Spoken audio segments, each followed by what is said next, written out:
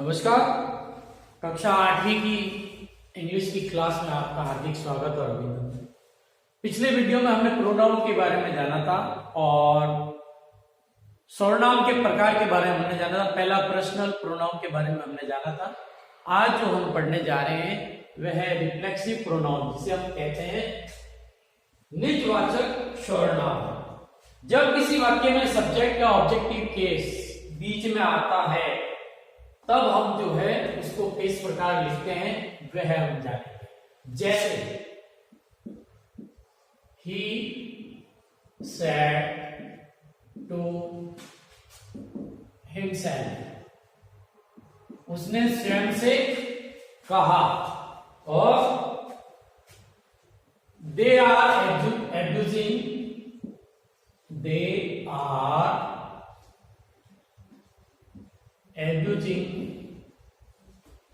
themselves,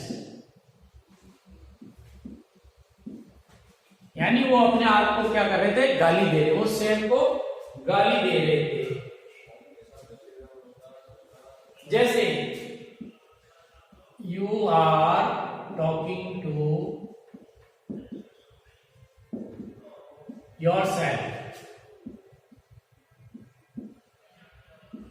आप अपने आप से बात कर रहे हैं। अगला आता है डेमोन्स्ट्रेटिव प्रोनाउन। तीसरा जो है डेमोन्स्ट्रेटिव।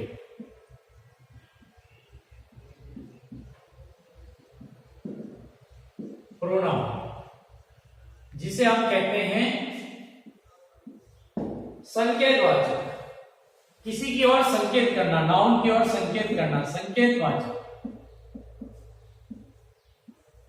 संकेतवाचक प्रोनाउन जो कि जिन्हें कोई संकेत बताता हो। जैसे this is your pen,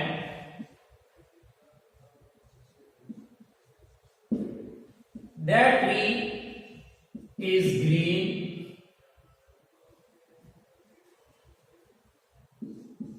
that tree is green. या फिर These are great books, these are great books, ये महान किताबें हैं। यानी किसी न किसी नाउन की ओर जो क्या करता हो, संकेत करता हो, उसे कहते हैं डेमोन्स्ट्रेटिव प्रोनाउन। इसको आप उतार लें, दो और बचे हैं, फिर उनके बारे में हम पढ़ते हैं।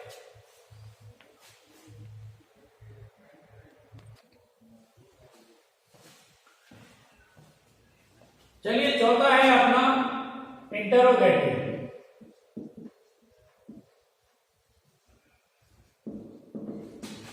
इंटरोगेटिव प्रोनाउन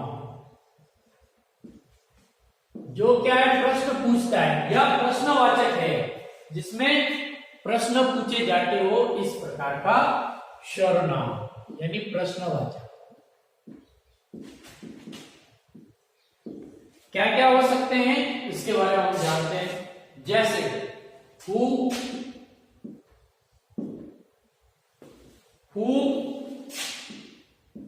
what,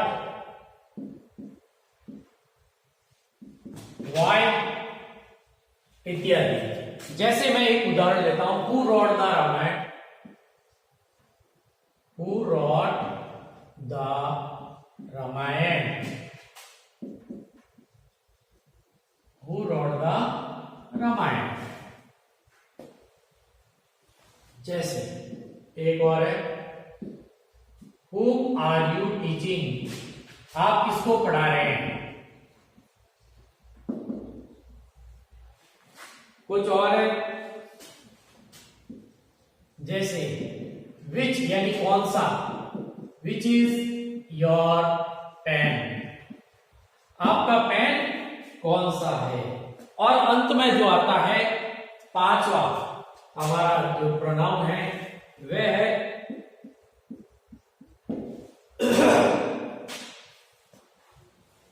रिसाइप्रोकल प्रोनाउन, जिसको हम कहते हैं परस्पर वाचक। परस्पर वाचक एक दूसरे पर। और वो क्या हो सकता है, जैसे ईच अदर, एक दूसरे से, ईच अदर, वन अनदर,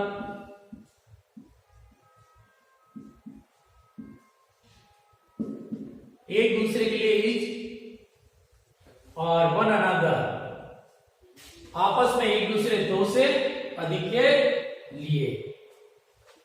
ठीक है, आज के लिए इतना ही। इसके बाद मैं आपके लिए कुछ क्वेश्चन छोड़ देता हूं, वो आपने करने हैं।